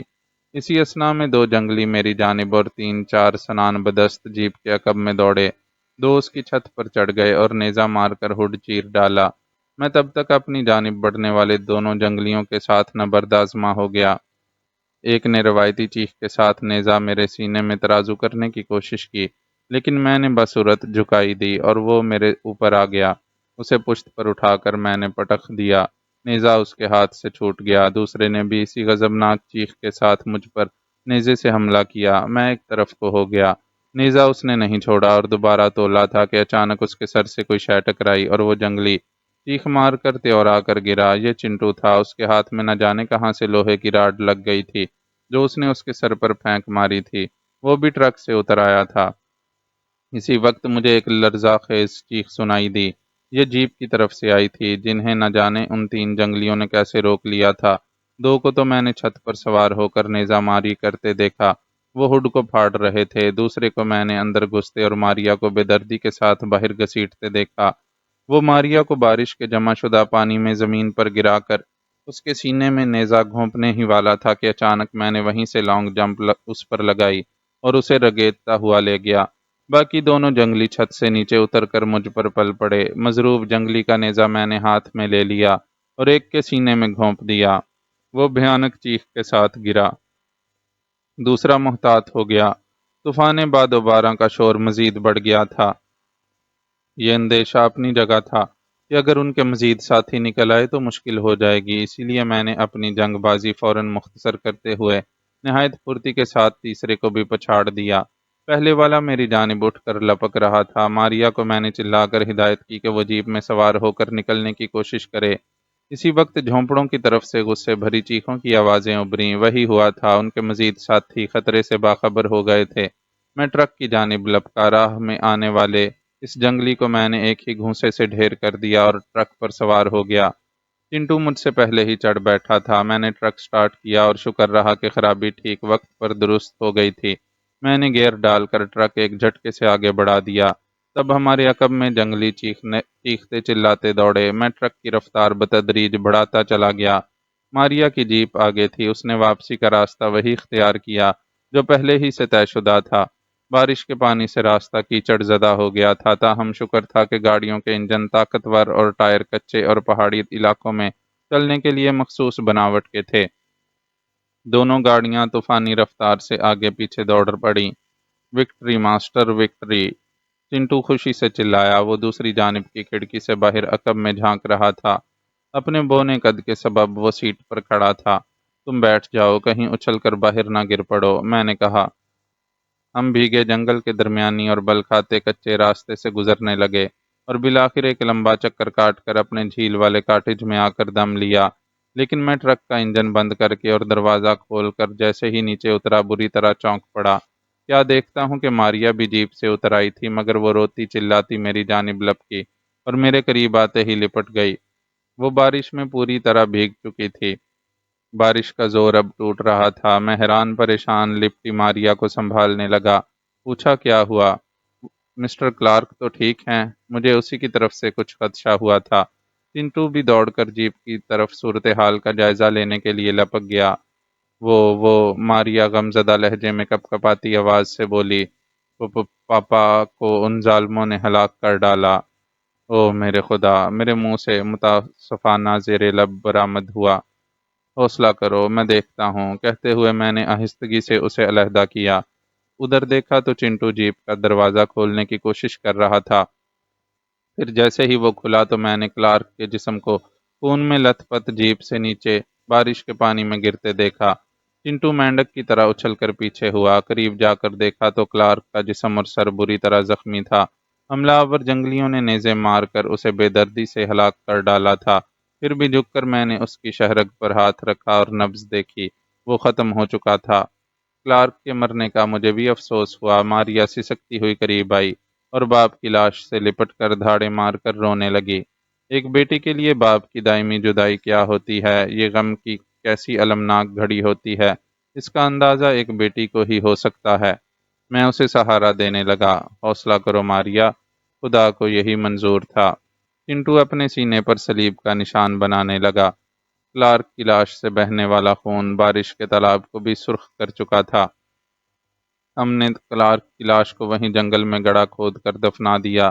بارش اب رک چکی تھی۔ کبھی کبھار بجلی چمکتی تو ذرا دیر کے لیے ماحول روشن ہو جاتا۔ طوفان باد و باران کے تھمتے ہی غیر معمولی سناٹے کا راج ہو گیا۔ ہر طرف ہو کا عالم طاری تھا۔ کلارک کی لاش دفنانے کے بعد ہم تینوں کاٹیج میں آ گئے۔ ہماری مہم تو کامیابی سے ہمکنار ہوئی تھی، لیکن اس کی قیمت ہمیں کلارک کی موت سے دینا پڑی تھی۔ چنٹو اپنی ناراضگی بھلا کر اب ماریا کے ساتھ ہمدردی اور افسوس کا اظہار کرنے میں لگا ہوا تھا۔ ماریا کھڑکی کے پاس غمزدہ سی بیٹھی رہی، اس کا گلابی چہرہ آنسوؤں سے تر تھا۔ کاٹیج کے باہر تاریکی میں دونوں گاڑیاں خاموش کھڑی، جیسے کلارک کے مرنے کا سوگ مناتی محسوس ہوئیں۔ دور جھیل کے پانی کی پرسکون سطح بھی سوگوار سی لگ رہی تھی۔ سیلی سیلی سی یہ غمگسار رات اپنے آخری پہر میں داخل ہو چکی تھی۔ ہم جاگ رہے تھے اور ماریا کے غم میں برابر کے شریک رہے۔ مجھے ان وحشی جنگلیوں کا دھڑکا لگا ہوا تھا، وہ کسی طرح ہماری تلاش میں یہاں تک نکل آتے تو بڑی خطرناک صورتحال ہو جاتی۔ ہمارے پاس شکار کے بچے کھچے گوشت کے علاوہ کچھ نہ تھا۔ کچن کا سامان ختم ہو چکا تھا۔ میں نے ماریا کو پھر نہیں چھیڑا، اسے اپنا غم غلط کرنے کا حق تھا۔ حقیقت یہی تھی کہ مجھے اس پر ترس آنے لگا۔ باپ کے بغیر وہ خود کو یقیناً تنہا محسوس کر رہی ہوگی۔ باپ بیٹی کے لیے ایک تحفظ ہوتا ہے، وہ اب اس مضبوط سائے سے محروم ہو چکی تھی۔ جب پہاڑیوں کی جانب وہ پھٹنے لگی تو میں نے ماریا سے کہا، میرا خیال ہے اب ہمارا زیادہ دیر رکنا مناسب نہیں ہوگا، جنگلی ہماری راہ ڈھونڈ رہے ہوں گے۔ ماریا نے ایک نگاہ اٹھا کر میری جانب دیکھا، اس کی کشادہ نیلی آنکھوں میں گہرے دکھ کے سائے تھے۔ انہی میں مجھے ایک التجا، ایک درخواست بھی محسوس ہوئی۔ اس کے گداز لبوں پر تھر تھراہٹ سی ابھری۔ جس مقصد کے لیے میرے پاپا نے اپنی جان گنوائی، میں وہ مشن پورا کر کے رہوں گی، چاہے کوئی میرا ساتھ دے یا نہ دے۔ کہتے ہوئے اس کی آواز بظاہر لرزیدہ رہی، لیکن ادراک ہوتا تھا کہ یہ ارتعاش ایک جوش اور ایک عزم صمیم کے سبب تھا۔ اس میں کسی ڈر اور خوف کے شائبے کی رمق بھی نہ تھی۔ میں یہی سمجھا کہ شاید اب اس کے سر سے گرگینڈوا کے حصول کا بھوت اتر چکا ہو، مگر ایسا نہیں تھا۔ اس کے لہجے کی پختگی اور عزم کی آگ باور کراتی تھی کہ وہ پیچھے ہٹنے والی نہیں ہے۔ میں نے ڈپلومیسی سے کہا، میرا مقصد تمہیں اپنے مشن سے ہٹانا نہیں، بلکہ وقت اور تقاضائے حالات کے مطابق قدم اٹھانے کا تھا۔ کہتے ہوئے میں ذرا رکا، پھر بولا، کیا یہ مناسب نہ ہوتا کہ ہم پہلے چندر گھاٹی کا رخ کرتے؟ وہاں ہم اپنے مزید ساتھیوں کی مدد سے دوبارہ ہتھیار بدست ہو کر یہاں کا رخ کرتے، تاکہ اگر دوبارہ ان وحشی اور خونخوار جنگلی قبائلیوں سے مڈبھیڑ ہو تو ان سے خاطر خواہ طریقے سے جنگ کی جا سکے۔ میری بات سن کر ماریا کھڑکی کی طرف سے اٹھ کر بجھے ہوئے آتش دان کی جانب چند قدم بڑھ گئی۔ میں اپنی جگہ کھڑا اسے تکتا رہا۔ چنٹو بھی ایک طرف خاموش کھڑا ہماری گفتگو سن رہا تھا۔ ماریا میری جانب گھوم کر بولی، تمہیں شاید پاپا پہلے بھی بتا چکے تھے کہ ہمارے ساتھ جو لوگ شامل رہے، ان میں چند شکاریوں کے علاوہ کچھ بہادر اور وفادار جنگجو بھی تھے۔ بدقسمتی سے وہ وحشی قبائلیوں کے ہاتھوں اچانک حملے میں مارے گئے۔ وہ سب گرگینڈوا جیسے عظیم اور کمیاب بن مانس کی نسل کو حاصل کرنے کے لیے پرعزم تھے۔ باقی چندر گھاٹی پر جو ہمارے ساتھی ہیں، ان کی حیثیت مزدوروں اور خلاصیوں سے بڑھ کر نہیں، اور جب انہیں یہ معلوم ہوگا کہ اس خطرناک مہم میں نہ صرف باقی لوگ مارے گئے ہیں، بلکہ سرکس کمپنی کا مالک ہنری کلارک بھی زندہ نہیں رہا، تو تم خود سوچو، کیا وہ ہمارا ساتھ دیں گے؟ ہرگز نہیں، وہ بری طرح خوف میں مبتلا ہو جائیں گے۔ اس کی بات غلط نہیں تھی۔ میں ہونٹ بھینچ کر کچھ سوچتا رہ گیا۔ ماریا میرے قریب آ کر بولی، دیوان، تم میری طرف سے آزاد ہو، لیکن میں جانتی ہوں کہ تمہیں ہماری ضرورت ہے اور ہمیں تمہاری۔ تم ہمارے ذریعے رانگا ماٹی کے پراسرار علاقے پیلی گھاٹ تک پہنچنا چاہتے ہو۔ اور ہم تمہارے ذریعے بمبورگا کا وہ عجیب و غریب مجسمہ دیکھنے اور اسے حاصل کرنے کے لیے دلچسپی رکھتے ہیں۔ یوں ہم دونوں کے بیچ میں یہ ایک کھرا سودا ہے۔ تم ایک بہادر اور جنگجو نوجوان ہو، تم میرے ساتھ ہو، پھر مجھے اپنے مشن کی تکمیل کے سلسلے میں کوئی فکر نہیں، بصورت دیگر تمہارا راستہ الگ ہے۔ بڑے کٹھور لہجے میں یہ کہتے ہوئے وہ باہر نکل گئی۔ میں یکٹک خاموشی سے اسے تکتا رہ گیا۔ میں نے کھڑکی سے دیکھا، وہ باہر چمکتی سہانی صبح کی روپہلی دھوپ میں اس طرح آہستہ آہستہ چلی جا رہی تھی جدھر کلارک کی قبر تھی۔ میں نے دیکھا وہاں جا کر وہ اپنے باپ کی قبر کے سرہانے بیٹھ گئی۔ چنٹو کھڑکی کے پاس آ کر بیٹھ گیا لیکن مجھے تکتا رہا، پھر آہستگی سے بولا، ماسٹر، تمہاری بہادری اور جانثاری اپنی جگہ۔ بوس کلارک کی موت کا مجھے بھی دکھ ہے، وہ لالچی یا خود غرض کچھ بھی تھا، بہرحال اس نے ہم دونوں بھائیوں پر احسان کیا تھا۔ میں اتنا کم ظرف نہیں کہ اس کے مرنے کے بعد اس کی بیٹی کو تنہا چھوڑ دوں۔ تم اپنا فیصلہ کرنے کے لیے آزاد ہو۔ یہ کہتے ہوئے وہ بھی دروازے کی جانب بڑھ گیا۔ میں حیرانی سے اسے دیکھتا رہ گیا، اس کا رخ بھی کلارک کی قبر کی جانب تھا۔ ماریا باپ کی قبر کے سرہانے اپنا ایک ہاتھ رکھے اور سر جھکائے ہولے ہولے سسک رہی تھی۔ میں اندر سے عجیب سے جذباتی تلاطم کا شکار ہونے لگا۔ چنٹو بونے کی اعلیٰ ظرفی نے بلا شبہ مجھے متاثر کیا تھا۔ کہاں تو وہ ان دونوں باپ بیٹی کو کوستے رہنے کا کوئی موقع ہاتھ سے جانے نہ دیتا تھا، مگر اب اپنے باس کی اندوہناک موت اور باس کی بیٹی ماریا کے غم میں برابر شریک تھا۔ اس کے ضمیر نے گوارا نہ کیا کہ ایسے نازک موڑ پر وہ ماریا کو تنہا چھوڑ دے۔ اگرچہ چنٹو مجھ سے بھی بے حد متاثر تھا، مجھے چنٹو کی یہ حرکت بری نہیں بلکہ متاثر کن لگی۔ ایسے انسان سچے ہوتے ہیں جو کسی کا احسان نہیں بھلاتے، خواہ بعد میں ان کے ساتھ کیسی ہی ناانصافی ہوتی رہی ہو۔ کچھ اصول بھی ہوتے ہیں۔ میں نے ماریا کی زبانی سنا تھا جب چنٹو نے اپنے بھائی منٹو کی موت کا ذمہ دار ان دونوں باپ بیٹی کو ٹھہرایا تھا، لیکن حقیقت یہی تھی کہ یہ دونوں بونے جڑواں بھائی بہرحال ان کے ملازم تھے۔ انہوں نے اپنے مالکوں کا حکم تو ماننا ہی تھا۔ یہ لوگ صرف کاروباری ڈور سے ہی نہیں، ایک طرح کے قریبی رشتے سے بھی نکھی تھے۔ میں نے دیکھا چنٹو ماریا کے پاس چلا گیا تھا اور دھیرے دھیرے بڑے پیار سے اس کے سنہری بالوں کو سہلانے لگا۔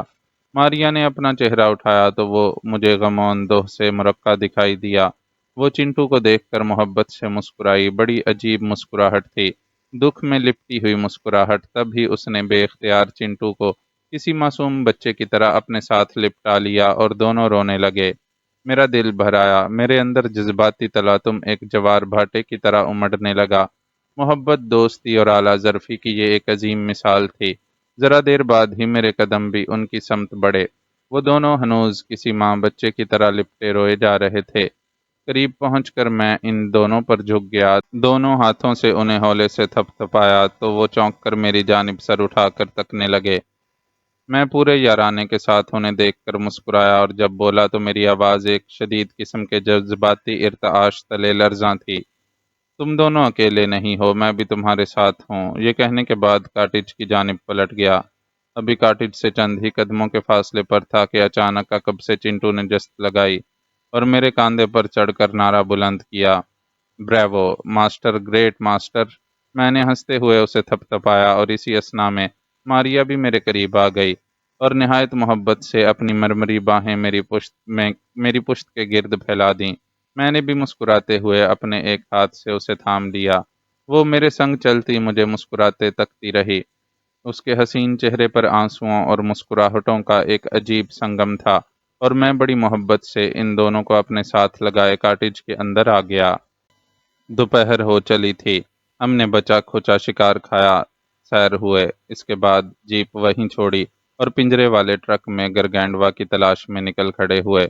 ماریا کو اس کے ٹھکانے کا علم تھا۔ ہم شام تک اسے تلاش کرتے رہے لیکن وہ کہیں نہیں ملا۔ ماریا کو تشویش ہونے لگی کہ کہیں وہ دور نہ چلا گیا ہو یا پھر کسی اور نے نہ ہتھیا لیا ہو، مگر میں نے اسے تسلی دی کہ ایسا بھی مشکل ہے کیونکہ ان لوگوں کے سوا بھی کسی پارٹی کو ہم نے نہیں دیکھا۔ یہ ممکن ہے کہ گرگینڈوا نے مستقل پناہ لے رکھی ہو۔ ہم مایوس نہیں ہوئے۔ شام گہری ہوئی تو ایک جگہ ٹرک روک کر ہم تینوں نیچے اتر آئے۔ چنٹو کو ہم نے وہیں ٹھہرے رہنے کا کہا اور تاکید کر دی کہ کسی بھی قسم کا خطرہ محسوس کرتے ہی ٹرک کا ہارن بجا دینا۔ میں اور ماریا شام کی ملگجی روشنی میں پہاڑی کے اس حصے میں آ گئے جہاں بہت سی تاریک گھوپائیں نظر آ رہی تھیں۔ بقول اس کے ہی پہلی بار انہیں گرگینڈوا ادھر ہی نظر آیا تھا۔ وہ اپنے قبیلے سے الگ تھلگ رہنے کا عادی تھا۔ بن مانسوں کا قبیلہ ادھر سے چند کوس کے فاصلے پر ہی تھا۔ مجھے حیرت تھی کہ ماریا نے پہلے ہی ادھر کا رخ کیوں نہ کیا جہاں گرگینڈوا کے ملنے کی قوی امید تھی۔ میں یہ امر پوچھے بنا نہ رہ سکا۔ اس نے مسکرا کر جواب دیا، ہم نے اسے ادھر ہی پہلی بار پکڑا تھا۔ بڑی مشکل ہوئی تھی۔ قریب سے دیگر بن مانس بھی نکل آئے تھے۔ گرگینڈوا شاید ان کا سردار ہے۔ بڑی مشکل سے ہم نے گرگینڈوا کو پکڑا تھا۔ وہ بہت غضبناک ہو رہا تھا۔ ان کے ساتھی بن مانسوں نے بھی ہمارا خاصی دور تک تعاقب کیا تھا، مگر ہم گرگینڈوا کو پنجرے والے ٹرک میں لیے بیس کیمپ کامیابی سے پہنچ گئے تھے۔ ہم نے اس کی تلاش شروع کر دی۔ مان ایک گھپا میں کسی حیوانی بھبکارے کی آواز سن کر ہمارے کان کھڑے ہو گئے۔ وہ اس گھپا میں موجود ہے۔ ماریا فوراً ایک جوش تلے سرسراتے لہجے میں بولی، تم ادھر ہی رکو، میں اندر جاتی ہوں۔ نہیں، وہ تم پر حملہ کر سکتا ہے۔ میں نے اسے منع کرنا چاہا، وہ مجھ پر حملہ نہیں کرے گا۔ ماریا عجیب سے لہجے میں بولی، کیا تم نے کل رات نہیں دیکھا تھا گرگینڈوا مجھ سے کتنا مانوس ہو چلا تھا؟ تمہاری یہ خوش فہمی کہیں تمہیں ناقابل تلافی نقصان سے دوچار نہ کر ڈالے۔ میں تمہارے ساتھ چلتا ہوں، میں نے زور دیا۔ تمہیں دیکھ کر وہ غضبناک ہو سکتا ہے۔ ماریا ہولے سے بولی، مجھے کوئی خوش فہمی نہیں، میں ان کی خو سے واقف ہوں۔ ہاں، کوئی خطرہ دیکھو تو میری مدد کو آ جانا، ابھی تم ادھر ہی چھپ کر تماشا دیکھو۔ یہ کہہ کر ابھی اس نے قدم آگے بڑھایا ہی تھا کہ اچانک مذکورہ گپا سے پھر زوردار حیوانی خراٹے کی آواز ابھری اور میری پھیلی ہوئی آنکھوں نے دوبارہ اس عظیم اور افسانوی شاہکار کو دیکھا۔ وہ چاروں ہاتھوں پیروں سے چلتا ہوا کسی جھکے جھکے پہاڑ کی طرح گپا سے نمودار ہوا اور پھر سرے پر ہی ٹھہر گیا۔ ماریا اس کے قریب جا کھڑی ہوئی۔ میں اور چنٹو ہکا بکا سے اپنی جگہ کھڑے ان دونوں کی طرف تکتے رہے۔ شام دھیرے دھیرے رات کی سیاہی میں بدل رہی تھی۔ آسمان صاف تھا۔ دور پرے چاند تاروں کی دھمکتی روشنی میں گرگینڈوا اور ماریا کا آمنا سامنا ایسے مدھم ماحول میں ہو رہا تھا جو عجیب طلسماتی سا محسوس ہوا۔ نہ جانے اب دونوں کے درمیان کیا ہونے والا تھا کہ ماریا نے ایک ذرا تھم کر دوبارہ آہستگی سے ایک دو قدم اس کی جانب بڑھائے۔ گرگینڈوا گپا سے نکلنے کے بعد جھکے جھکے انداز میں سرے پر جمع رہا۔ ماریا کو قریب آتے دیکھ کر اس نے اپنا بڑا سا بالوں بھرا سر گھما کر اس کی طرف دیکھا۔ اس کے بعد اس نے ایک ہلکی سی چنگاڑ ماری۔ اس کی ہلکی چنگاڑ میں بھی ہیبت تھی۔ ماریا ڈری نہیں اور اس کے مزید قریب چلی گئی۔ گرگینڈوا اپنے جھکے جھکے چوڑے کاندھوں کے ساتھ اٹھ کھڑا ہوا۔ چنٹو اور میں انہیں یکٹک تکے جاتے کیا دیکھتے ہیں۔ ماریا نے دھیرے سے اپنا دایاں ہاتھ اس کی جانب بڑھا دیا۔ اس پر گرگینڈوا تھوڑا سا جھکا اور اس نے بھی اپنا ایک جھبرا سا ہاتھ آگے کر دیا۔ یہی وہ وقت تھا جب چاند کی کوئی واضح اور روشن کرن جنگل جلیبی کے پیڑوں سے چھن کر ان پر پڑنے لگی۔ ماریا ہولے ہولے گرگینڈوا کے بالوں سے ڈھکے ہاتھ کو اپنے نرم و گداز ہاتھوں سے سہلانے لگی۔ گرگینڈوا کے حلق سے ہولے ہولے خراٹے برآمد ہوئے۔ پھر اسی چاندنی میں ایک عجیب منظر دیکھا۔ ماریا نے اپنا چہرہ گرگینڈوے کے جھکے ہوئے چہرے کے ساتھ لگا دیا اور ہولے ہولے گرگینڈوا کے سیاہ بدحیت چہرے کے ساتھ رگڑنے لگی۔ گرگینڈوا بھی اپنے ابرواں موٹے موٹے چوڑے ہونٹوں کو اس کے گداز چہرے سے مس کرنے لگا۔ ایک خوفناک اور بدحیت حیوان، دوسری ایک نرم و نازک خوبصورت سنہرے بالوں والی جوان لڑکی، دونوں کے چہرے بظاہر بدصورتی اور خوبصورتی کے امتزاج میں عجیب ہی منظر پیش کر رہے تھے۔ ایک درندے اور ایک انسان کی محبت، پیار اور جذبات کا بڑا پرفریب سا نظارہ تھا۔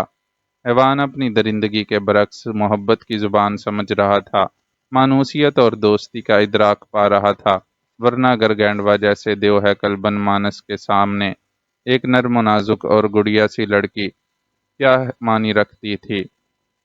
پہاڑ سا گرگینڈوا چاہتا تو پل بھر میں ماریا کو چیونٹی کی طرح مسل ڈالتا، لیکن اس سمے دونوں انسان اور حیوان ایک نامعلوم سی جذباتی تار تلے نتھی ہو چکے تھے۔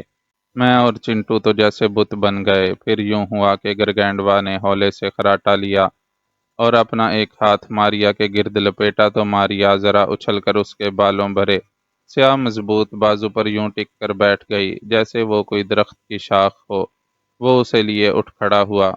میرا دل رک رک کر دھڑکنے لگا۔ ماریا اپنے جنون تلے اپنی جان بھی گنوا سکتی تھی، لیکن اس پر لگتا تھا جیسے گرگینڈوا کے عظیم الشان جثے نے سحرسہ طاری کر دیا ہو۔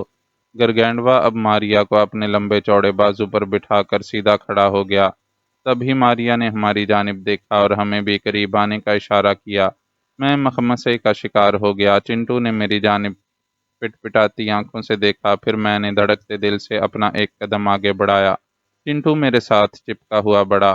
ہم چند قدم چلتے گرگینڈوا کے قریب آ گئے۔ اب پتہ نہیں گرگینڈوا کو بونا چنٹو نظر آیا تھا کہ نہیں، البتہ مجھے دیکھتے ہی گرگینڈوا نے ایک تیز سا خراٹا لیا، یوں جیسے اپنی کسی اجنبیت یا برہمی کا اظہار کیا ہو۔ لیکن ماریا نے اسے سہلایا اور اپنے ہاتھ سے میری جانب اور پھر اپنی جانب اشارہ کیا۔ گرگینڈوا نارمل ہو گیا۔ اس کے بعد ماریا اس کی گود سے اتری اور پھر اسے ساتھ چلنے کے لیے کھینچنے کی کوشش کی۔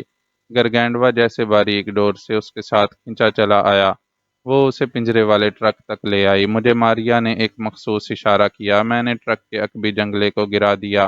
کوئی بعید نہ تھا کہ گرگینڈوا پنجرے کو دیکھ کر بدک جاتا یا ناراضگی کا اظہار کر ڈالتا، اور ایسا ہوا بھی۔ اس نے ایک زور کا خراٹا لیا۔ میں ڈر سا گیا۔ چنٹو بھی سکڑ سمٹ گیا۔ ماریا نے گرگینڈوا کو پیار سے سہلایا۔ وہ نرم پڑ گیا۔ پھر ماریا اس کے ساتھ آگے بڑھی اور پہلے خود ٹرک پر چڑھی اور پنجرے کے اندر جا بیٹھی۔ اس کے بعد گرگینڈوا کو اشارہ کیا۔ میں نے دیکھا کہ گرگینڈوا پنجرے کو دیکھ کر کچھ بے چینی سی محسوس کرتا رہا، مگر ماریا کو اندر بیٹھا اور بلاتے پا کر وہ بھی آگے بڑھا۔ گرگینڈوا ایک ہی گام پر ٹرک والے پنجرے میں جا سوار ہوا۔ اس کے بعد میں نے ماریا کو اندر سے بڑی پھرتی کے ساتھ باہر نکلتے اور پنجرے کے دروازے کو بند کرتے دیکھا۔ وہ چھلانگ مار کر جنگلے سے نیچے اتری اور چلا کر بولی، ڈرائیونگ کیبن سنبھالو جلدی، ورنہ اس نے چنگاڑ ماری تو ارد گرد سے بنمانس نکل کر ہماری تکہ بوٹی کر ڈالیں گے۔ ہم جلدی سے کیبن میں سوار ہوئے۔ میں نے اسٹیئرنگ سنبھال لیا اور ٹرک کو سٹارٹ کر کے آگے بڑھا دیا۔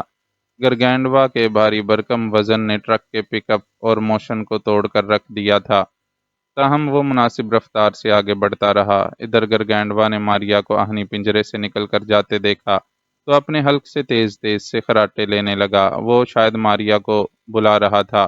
ماریا اسے جل دے چکی تھی، محبت میں اسے دھوکہ دے گئی تھی۔ اس بارے میں چنٹو اور میرا یہی خیال تھا کہ ماریا کا یہ اقدام درست نہیں، لیکن ماریا کے چہرے پر طمانینت بھری مسکراہٹ تھی۔ وہ ہمارے ساتھ ہی بیٹھی تھی۔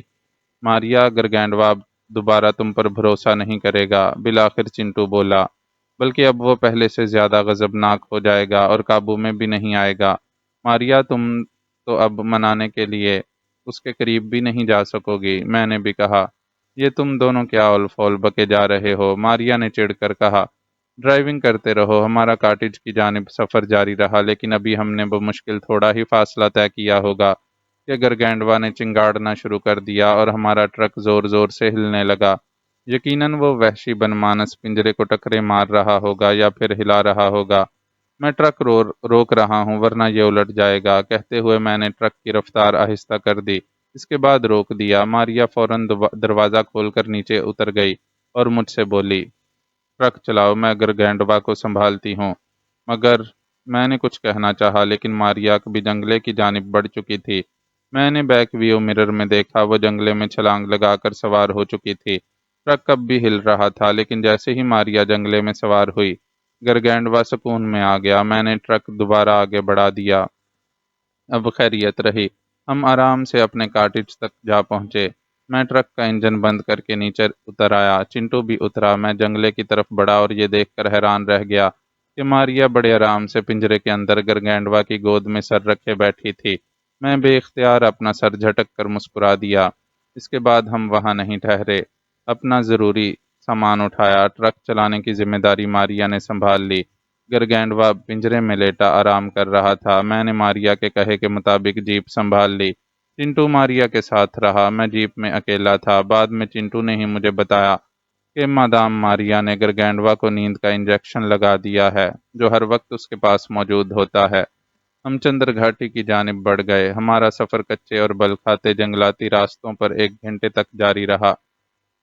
اور بعد دوپہر ہم جس جگہ پہنچے اسے دیکھ کر میں حیران ہی رہ گیا۔ یہ ایک بڑی جدید شہری آبادی تھی۔ معزز ناظرین و سامعین، لائک، کمنٹس اور شیئر ضرور کریں، شکریہ۔